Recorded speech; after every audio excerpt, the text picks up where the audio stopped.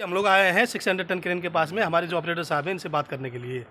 तो अभी हम लोग जो है हमारा जो मॉड्यूल रखा हुआ है, हमारे स्ट्रक्चर का मटेरियल रखा हुआ है, इसको शिफ्ट करने जा रहे हैं। तो हम इनसे जानना चाहते हैं, हमारे ऑपरेटर साहब हैं, इनसे जानना चाहते हैं कि क्या आपके बूम में कोई दिक्कत है? नहीं, ये इन्होंने बोल दिया नहीं, इनकी दिक्कत कोई नहीं है। जैसे हम लोग अपना स्ट्रक्चर हटाएंगे तो इनका बूम भी रेडी है, ये कभी भी बूम अप कर सकते हैं। इनके कहने का मतलब ये है, बाद में कुछ गड़बड़ घोटाला ना हो। हाँ, हमने पहले पूछ लिया क्या किसी गाड़ में कीड़े हैं, सबने बोला नहीं है।